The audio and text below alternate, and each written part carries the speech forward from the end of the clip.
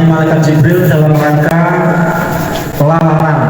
Jadi simak menyimak Al-Quran awal sampai akhir. Jadi setiap tahun, setiap bulan Ramadan, Nabi besar Muhammad SAW simak menyimak dengan malaikat Jibril. Makanya ini ditiru oleh orang-orang di kampung-kampung. Jadi Ramadan itu ramai sekali, terutama tadarus Quran. Nah, di akhir tahun beliau wafat, ini 2 kali malaikat Jibril mendatangi beliau untuk mengatakan Al-Quran awal sampai akhir. Sebenarnya dulu Imam Syafi'i itu punya keistimewaan. Setiap sehari semalam khatam 1 kali khataman. Namun khusus di bulan Ramadan itu bisa khatam 2 kali khataman, berarti totalnya 60 kali khataman. Nah, sahabat Utsman lebih ngeri lagi. Sahabat Utsman itu mampu menghatamkan Al-Quran dalam 2 rakaat sholat. Riwayat lain, sahabat Utsman itu bisa sholat 1 rakaat sholat witir khatam Al-Quran 1 gelondong, 30 juz ya, bukan juz 30. Nah, dulu ini ada sedikit gangguan ini, tapi ini pas ini ya, jeruk ya. Saya itu kemarin barusan dari Jakarta terus ke Surabaya sampai ke Kediri maksud saya. Itu suara sampai habis ya, sampai saya itu ya ikhtiarnya pakai herbal ya, buat wedang jahe. Terus seperti orang-orang kuno dulu mungkin Mbak tahu ya, kalau batuk atau serak atau suara habis pakai jeruk nipis ya, kasih kecap gitu ya, itu praktis ya, itu cepat sembuh ya. Nah, ini ada apa ini, wedang jeruk apa marimas ya. Yang penting pokoknya rasa jeruk ya, itu bisa melancarkan ya untuk memberi ya sepatah 2 patah kata ini. Ya Alhamdulillah, kembali lagi ke khataman Al-Quran. Dulu Rasulullah itu pernah ditanya para sahabatnya, wahai Rasul, berapa kali kami sebaiknya menghatamkan Al-Quran? Rasul mengatakan, ya 1 bulan sekali itu sudah cukup. Kemudian sahabat ini menawar, wah itu saya masih kuat. Akhirnya ya sudah, seminggu khatam sekali. Nah, tarik-tarik lagi. Wah itu saya masih kuat lagi. Akhirnya ya udah 3 hari ya. Nah, dalam riwayat lain dari 30 hari ditawar menjadi 20 hari, ditawar menjadi 10 hari, ditawar menjadi 5 hari, mentok 3 hari. Rasulullah mengatakan, kalau orang menghatamkan Al-Quran kurang dari 3 hari, maka dia tidak akan bisa memahami isi Al-Quran tersebut. Hasil khatam kurang dari 3 hari sebenarnya boleh, cuma kalau untuk pemahaman ini kurang maksimal ya. Jadi kita bayangkan penduduk dunia ini berapa persen yang Islam. Dari yang Muslim ini coba kita sensus berapa persen yang bisa membaca Al-Quran dan rajin membaca Al-Quran. Dari yang para korek ya, pembaca Al-Quran ini coba diteliti berapa persen yang mampu memahami Al-Quran, dan bisa dihitung jari ya, berapa persen yang mampu mempraktekkan isi-isi Al-Quran.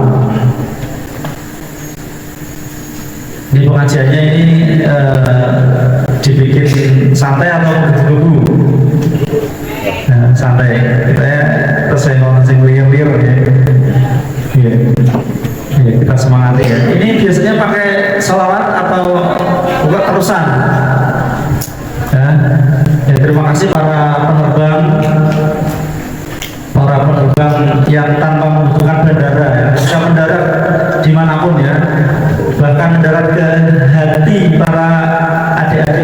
jomblo khususnya bisa ya. Coba karena Al-Quran itu kalam qadim ya, nadumnya hafal kalam qadim,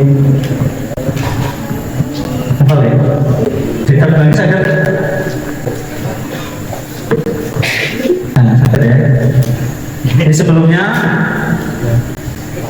Al-Quran itu adalah kalam qadim, yakni firman Allah yang maha dahulu. Sebagaimana Allah itu maha dahulu, sudah ada sejak makhluk belum ada. Jadi Al-Quran itu ada sejak makhluk belum diciptakan. Ya, kalam qadim, mari kita dengarkan bersama nazaman kalam qadimullah yumahu sama ilmu. Siap? Saya yakin ini penerbangnya tidak amatir ya, tapi sudah mahir. Seragamnya mau nes kelas ya. Ya aku nanti ya seragamnya itu semuanya semua nyicil ya. Saya budi. Sudah siap? Vokalnya mas. Ya. Itu kalau diwiridkan itu anti lupa ya. Jadi bukan anti apa-apa, tapi anti lupa ya. Jadi orang bisa apa?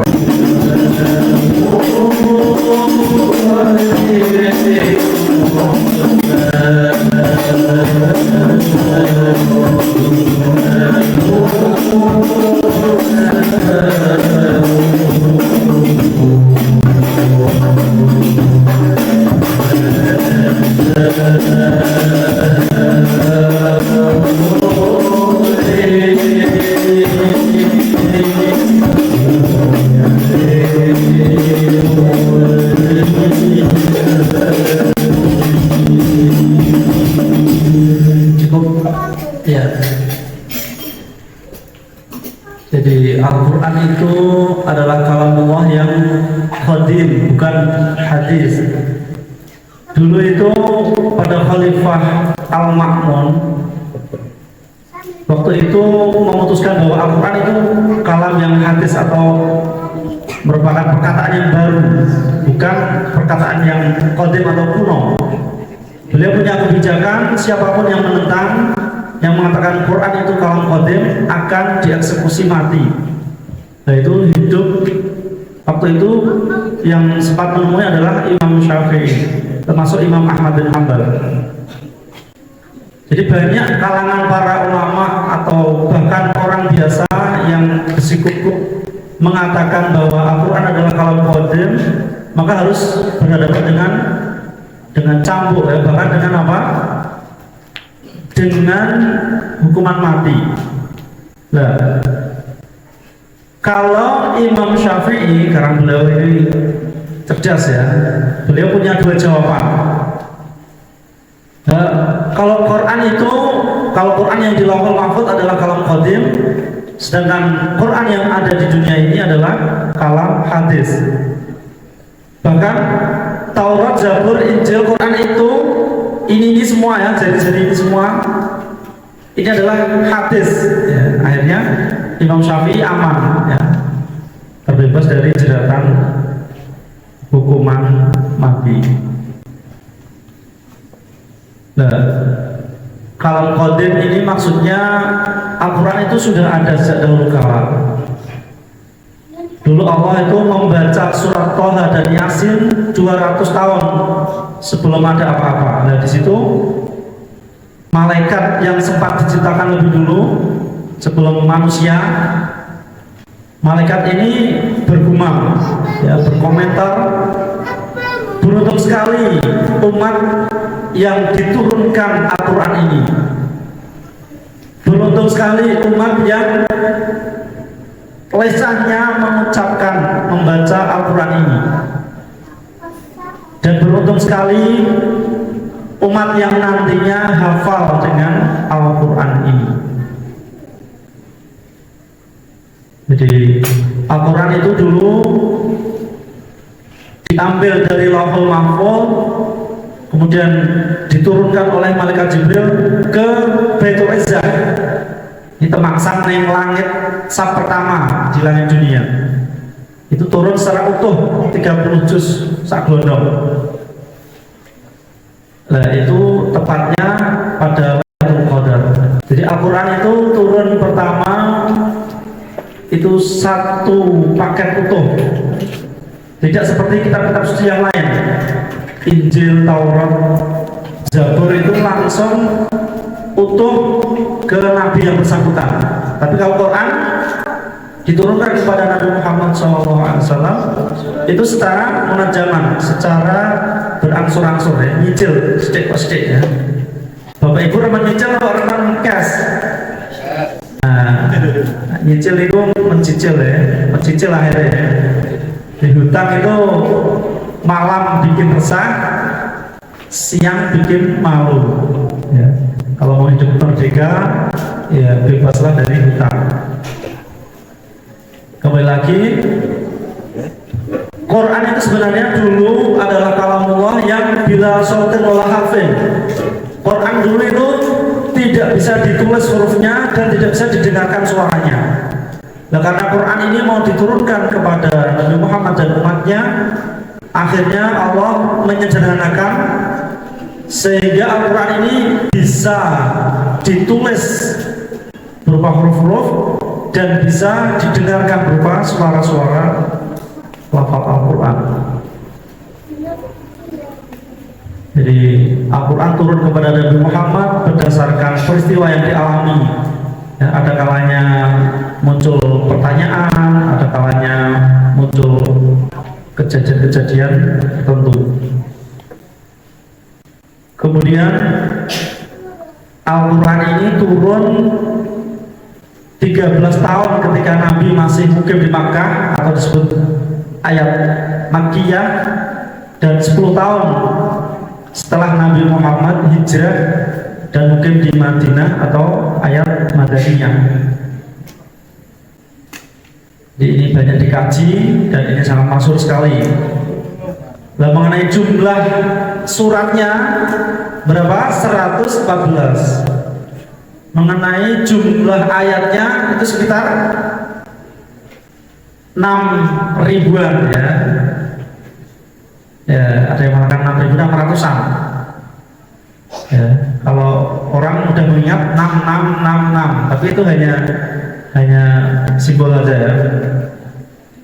Dan Al-Quran ini turun persis ya 22 tahun lebih 2 bulan lebih 22 hari. Terus kalau ada orang tergesa-gesa ya mau menghafal Quran maunya cepat, nah ini yang kurang baik ya.